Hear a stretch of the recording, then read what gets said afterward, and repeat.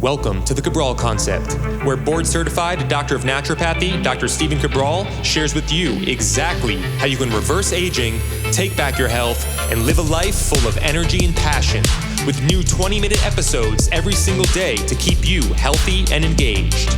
Now, here's your host, Dr. Stephen Cabral. Welcome back, everybody. We are here today on our first Cabral HouseCall of the weekend. This is my opportunity, my chance to see what is on the minds of our community, see what questions they have around health and wellness and anti-aging and high-performance health and so much more. So sometimes we get practitioner questions, sometimes we get patient and client-based questions. Always happy to answer those. Just have to give you the disclaimer that nobody, including myself, can give you medical advice, medical treatment plans, medical cures, or medical diagnosis over a podcast. So let's give you something better though, a place to get started, a second opinion, a way to find the underlying root cause to what ails you. All right. So if you want to read along with today's questions, always fun to see exactly how it was written in from the community. That is at stephencabral.com/2731. All right, let's get started. And while I'm looking for the giant Word document that my team amazingly puts together from all of your questions, I would love you to head on over to stephencabral.com, even if you don't go to the particular podcast page today. And if you haven't already, get yourself a free copy of The Rain Barrel Effect. It is my book. We're celebrating 5 years now, and tens of thousands of copies sold, and we're actually now giving the book away just for the price of shipping. Literally anywhere in the US. If you're international, you can find it at eco.life or just stephencabral.com/shop. So, and if you've already read the book, I would very much appreciate it if you could leave a review on Amazon and EcoLife too, if you'd like. And that just allows us to rise up in the ranking. More people can find out about this healing knowledge, and that would mean the world to me. All right, so that's just, again, over at Amazon, type in the Rain Barrel Effect book, and click on it. You can just scroll down the page, click write a review. If you've never done it before, it might take you 10 seconds. All right, thank you so much. Let's see the first question today. It is from Naran. Naran says, hi, first of all, thank you, or you have been inspiring and motivating to me. Thank you, Naran. My health has never been in good shape. The question is actually for my mom. She is 76 years old and been going through high blood pressure, high cholesterol, and asthma. She is taking so many medications and prescribed by her doctor, and her health is just one side effect after another. Is there any alternative to taking her medication?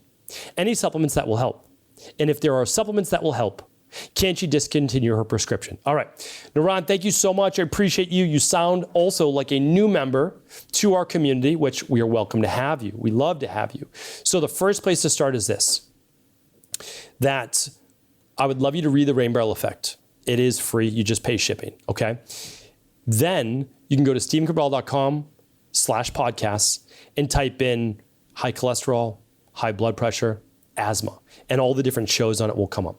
If you can't find a show, my team will actually help you find it. You just go to cabralsupportgroup.com, type the question in there, okay? Now, the reason I say that is that there's not a one thing you do, right? And so green medicine is prescribing a supplement instead of a medication. We don't do that. That is not integrative health. It's not natural health. Some doctors do it. I highly recommend you do not follow those. You look for the underlying root cause. The way that you find the underlying root cause is through at-home lab testing. The Big Five is the best way to do it. If you can't afford the Big Five, you would run the starter kit. The second best way to get started. Now, if you can't do that, and again, I can't give you medical advice, you look into something which is talked about in the Rain Barrel Effect, which is something like a 21-day functional medicine detox, and then starting with nutrition and getting in the 10,000 steps per day. And then you work with your doctor as the health improves in order to be able to then wean off the medication. All right, so hopefully that's a good place to get started. And then again, we'll help you with any degree that you want, or if you want to work with a practitioner, go to integrativehealthpractitioner.org and then just click on the practitioners tab and look for level 2.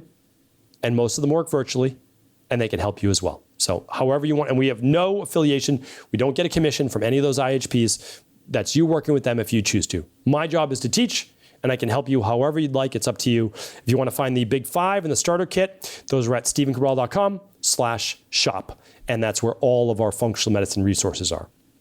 Thank you, Naran, for writing in. Carl's up next. Hi, Dr. Cabral. I've noticed recently that I'm losing the connective tissue or calking around my fingernails. The skin is brittle and rubs off. This has caused inflammation and soreness, making every task difficult. I've had the nail on my middle finger removed because the knuckle was inflamed, which made the nail grow awkwardly. Other fingers look like they are following suit. Any help would be appreciated. Happy to help with this, Carl. I've actually worked on this many, many times with many clients. And one of the things that's been successful is running what's called the big three. And that's just the digestive bundle. And what we found is that there's often a digestive issue that's creating almost like an eczema or a high inflammatory skin issue that seems to be around the nails, oftentimes a yeast or fungal-based issue. So I just want to share that with you. Again, not a diagnosis. Now, let's say you can't do that. Well, there's a couple things you can do right away. The first one is you can apply apple cider vinegar. All right, that's one. The second is that you could actually do what is a Epsom salt soak. So you fill your sink with about 2 to 3 tablespoons of, not Epsom salt. Epsom salt would work. There's actually nothing wrong with that. But you add baking soda to that. And the baking soda, which is a high alkaline substance, can kill a fungus or something like that that might be around the nail. Now, if there's ever any irritation or getting worse, you of course stop. Again, I'm not giving medical advice. And then afterwards, you can apply a little coconut oil. Add a little bit of tea tree oil to that as well if you'd like to help kill anything topical in the nails. Now, oftentimes though, it's internal, working itself externally. So we actually want to look to see if there are digestive-based issues, and running the gut-based tests could be a very good start. All right? So that's my first place for you to get started.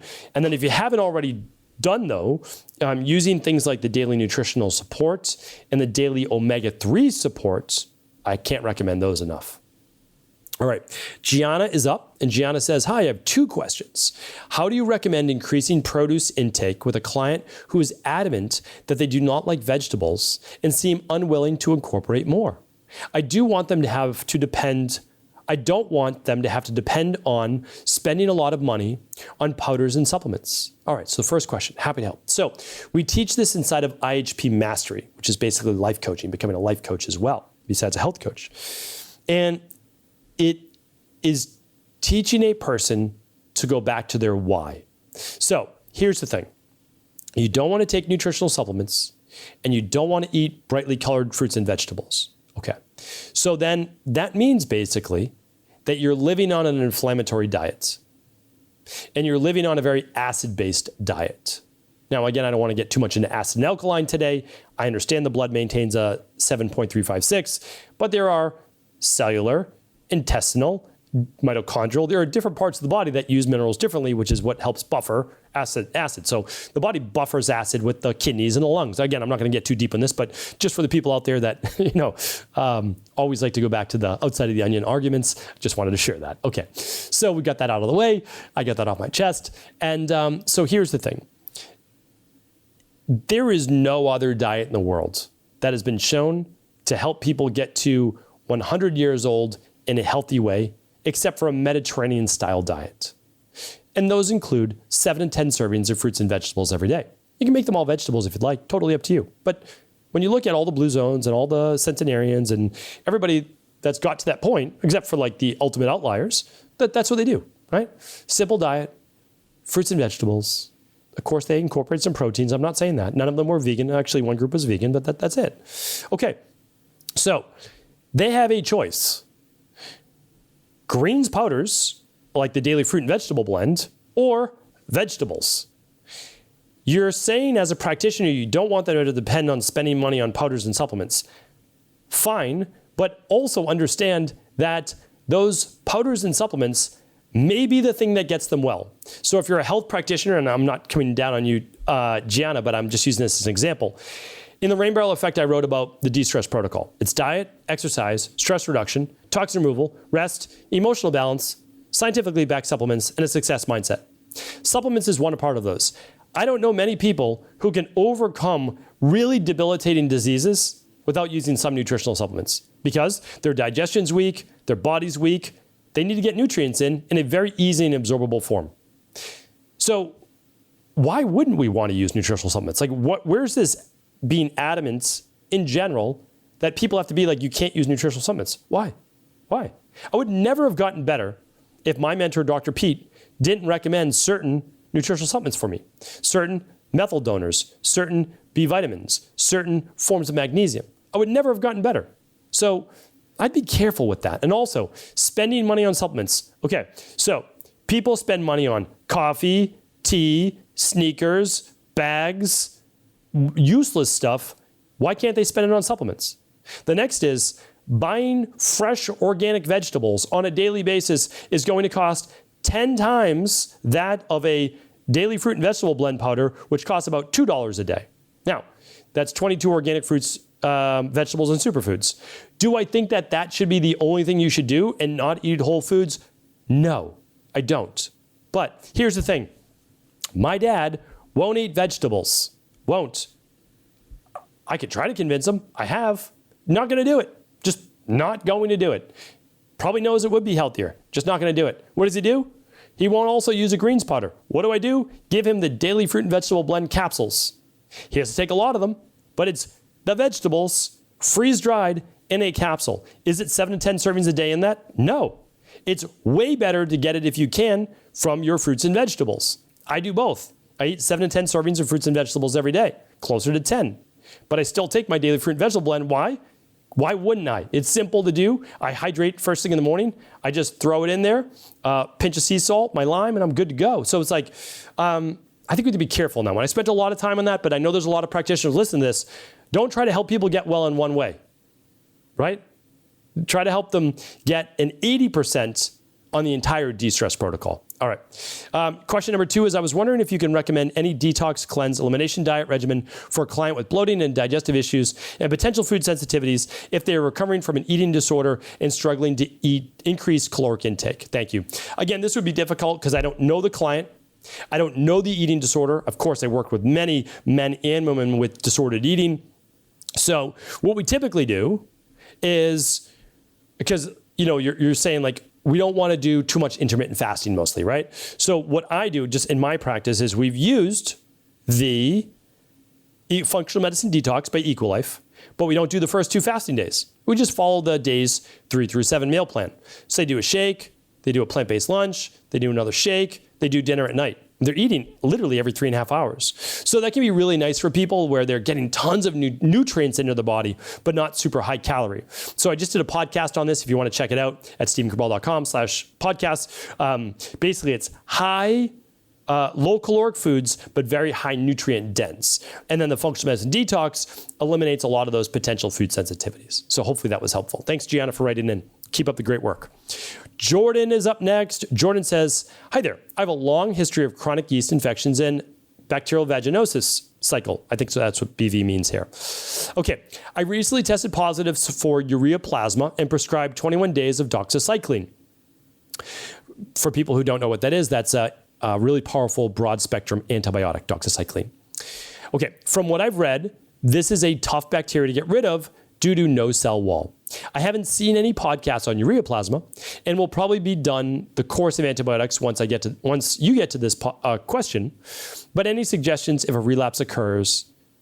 I hate to keep having to take antibiotics. Totally understand. Okay, so it's kind of like SIBO, small intestinal bacterial overgrowth. You get prescribed an antibiotic, and then what happens is you never actually repair the gut.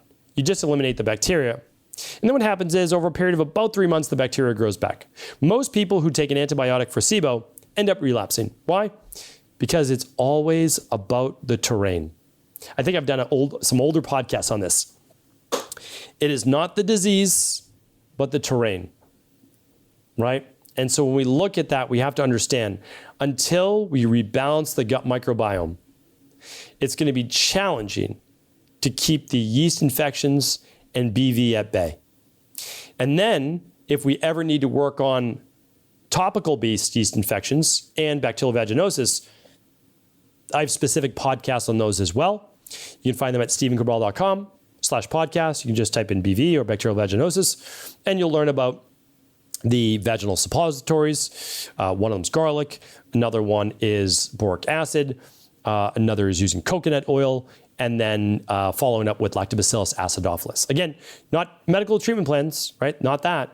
But look into it and the tens of thousands of other people that this has helped, okay? So always do what you feel is best for you, but ultimately, we need to rebalance the gut microbiome. So Jordan, my recommendation is to run that big 3 I was talking about a little earlier in the show, and you can find that at stevencabral.com/shop.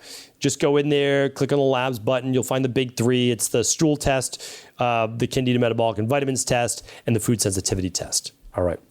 We're going to keep it at that for today, but I will be back tomorrow answering more of our community's questions. Thanks so much, everybody, for tuning in. Have an amazing rest of the weekend. I want to sincerely thank you for your support of this podcast. I couldn't do it without you, and I mean that. I truly do.